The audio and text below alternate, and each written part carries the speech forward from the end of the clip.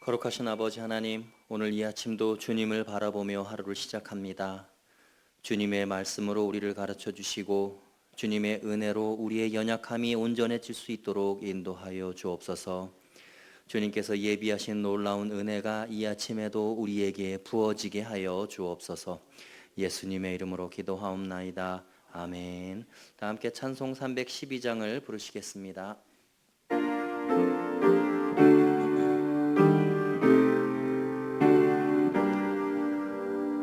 너 하나님께 이끌리어 일평생 주만 바라면 너 어려울 때 힘 주시고 언제나 지켜주시리. 주 크신 사랑 믿는 자 그 반석 위에 서리라.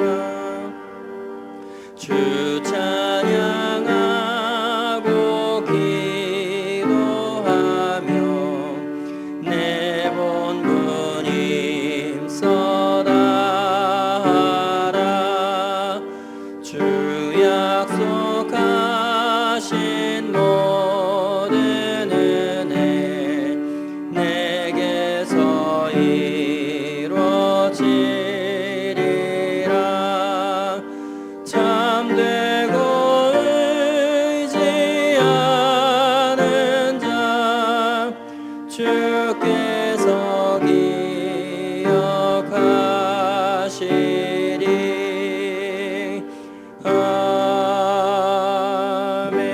아멘. 하나님께서 오늘 우리에게 주시는 말씀은 마가복음 1장 12절에서 20절까지의 말씀입니다. 성령이 곧 예수를 광야로 몰아내신지라.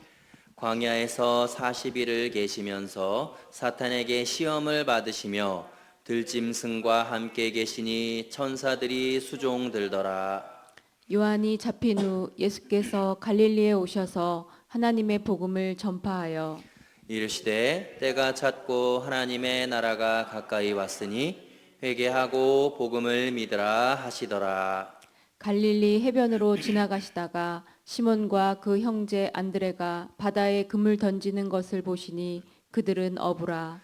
예수께서 이르시되 나를 따라오라. 내가 너희로 사람을 낚는 어부가 되게 하리라 하시니 곧 그물을 버려두고 따르니라.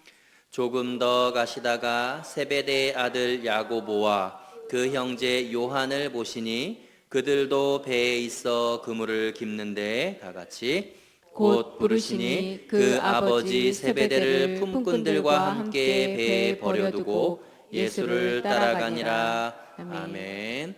할렐루야. 매일 기도에 오신 여러분들 환영합니다. 축복합니다. 하나님의 은혜가 오늘 하루 여러분들 삶 속에 충만하게 임하길 간절히 소망합니다. 이 오늘 본문의 이 첫 부분은 예수님께서 시험을 받으시는 내용이 기록되어져 있습니다. 그런데 우리가 한 가지 특이하게 이제 보게 되는 것은 예수님을 광야로 몰아내신 분이 바로 다름 아닌 성령님이다라고 이 본문에 기록이 되어 있습니다. 성령께서 예수님을 왜 광야로 몰아내셨을까요? 이것이 의미하는 바는 예수께서 시험을 받으시는 것이 하나님의 계획이고 하나님의 뜻이기 때문에 그렇습니다. 이 오늘 본문 12절과 13절을 함께 보시죠. 성령이 곧 예수를 광야로 몰아내신지라. 자, 성령께서 예수를 광야로 몰아냈습니다. 그리고 광야에서 40일을 계시면서 사탄에게 시험을 받으시고 들짐승과 함께 계시니 천사들이 예수님 수종을 들었다. 이렇게 기록이 되어 있죠. 결국은 시험에서 예수님께서 승리하셨다, 이기셨다 이런 내용이죠. 그런데 이 예수님을 광야로 몰아내신 분이 바로 성령님이다라는 것이 굉장히 특이합니다. 여러분, 왜 성령께서 예수님을 그 고통스러운 공간과 시간으로 예수님을 몰아내셨을까요? 예수님께서 세례를 받으실 때 이제 물에서 세례 받으시고 올라왔을 때 성령이 비둘기처럼 임했다 성경은 기록하죠. 그리고 하나님께서 이는 내 사랑하는 아들이요 내 기뻐하는 자라라고 말씀을 해주셨습니다. 그런데 그 성령님은 예수님께서 이 하나님의 말씀과 언약을 온전하게 이루실 수 있도록 인도하시고 도우시는 성령님이기 때문에 예수님을 광야로 몰아내셨습니다. 그러니까 예수님께서 구약에 기록된 선지자들을 통해서 이 말씀하신 하나님의 언약과 그 말씀을 온전히 성취하실 수 있도록 도우시는 분이 성령님이라는 거예요. 예수님께서 편하게 생활하시고 사역을 잘하시고 위대한 능력을 많이 행하시는 것보다 더 본질적으로 중요한 건 뭐냐? 예수님께서 이 땅에 오셔서 하나님의 말씀을 이루시는 것입니다. 그 대표적인 사건이 뭐죠? 십자가 사건이지 않습니까?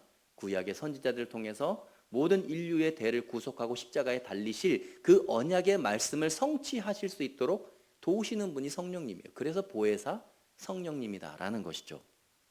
여러분, 우리도 마찬가지입니다. 우리가 성령을 받고 또 성령께서 우리 안에 내주해 계시고 우리가 믿음으로 성령님을 보혜사라고 고백하는 이유는 여러분, 내가 무사히 잘 먹고 잘 살고 편안하게 살기 위해서 성령님을 고백하는 게 아닙니다. 성령님이 우리를 그렇게 인도하는 분이 아니라는 거예요.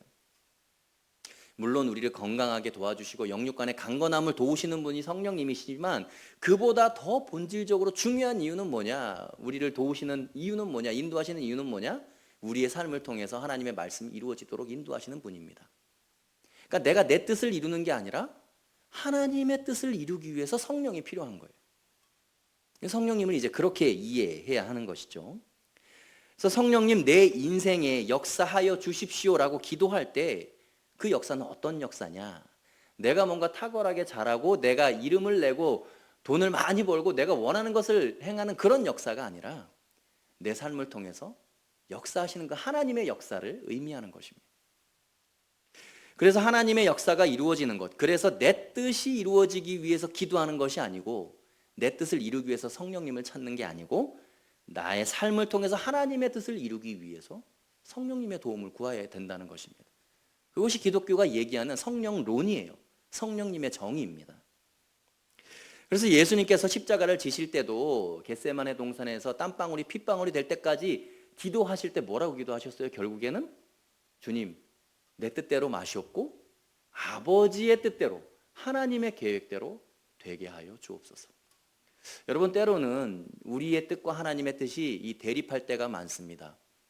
나는 이렇게 하고 싶은데 하나님은 그렇게 하지 말라고 하세요. 나는 그냥 그 사람에게 이렇게 해버리고 싶은데 성경은 그렇게 하지 말라고 얘기합니다. 그럴 때 여러분 중요한 거예요. 내가 신앙생활을 잘하고 있느냐 못하고 있느냐는 그 순간에 내가 어떤 결정을 하고 어떤 행동을 하는가에 따라 그게 결정된다는 거예요.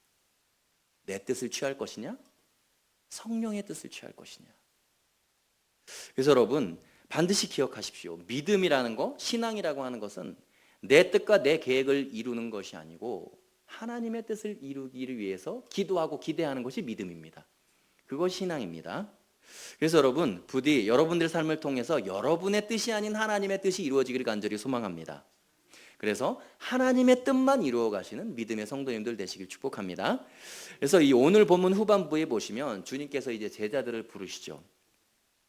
근데 제자들을 부르시는 이유도 마찬가지입니다. 제자들이 더 이상 자신들의 뜻대로 살기를 바라기를 원치 않으시는 거예요. 이제는 너희가 하나님의 뜻 가운데 거하고 하나님 뜻대로 하나님의 뜻을 이루는 인생이 되기를 원한다라는 목적과 이유로 제자들을 부르십니다. 이 오늘 보면 17절에 그게 나와 있는데요. 예수께서 이르시되 나를 따라오라 내가 너희로 사람을 낚는 어부가 되게 하리라 이렇게 말씀하시죠. 여러분 사람을 낚는 어부가 되는 것 그 자체가 하나님이 제자들에게 원하시는 거예요. 왜 그렇습니까? 그 전에는 뭐예요? 이들이 고기를 낚는 어부였어요. 고기를 낚기 위해서 그 고기를 팔아서 생계를 유지하고 돈을 벌기 위해서 그것을 목적으로 살았던 인생들이라면 이제는 더 이상 주님께서 부르시는 이유는 그것이 아니라 하나님의 뜻을 위해서 너희가 살기를 원한다. 그래서 제자들을 부르시는 것입니다. 이제는 자신들의 뜻대로 사는 인생의 걸음을 멈추고 하나님께서 원하시는 뜻과 계획을 이루어드리는 주님의 제자가 되도록 하기 위해서 이들을 부르고 계신다는 것이죠. 그런데 이들이 그 부르심에 순종하는 것도 보면 그 믿음과 그 믿음의 결단과 각오대로 순종을 하고 있습니다. 18절을 보시죠. 곧 그물을 버려두고 따르니라 이렇게 기록되어 있어요. 여러분 이들에게 있어서 그물은 어떤 존재입니까? 없어서는 안 돼요. 이 그물이 없으면 이들은 먹고 살 길이 없습니다.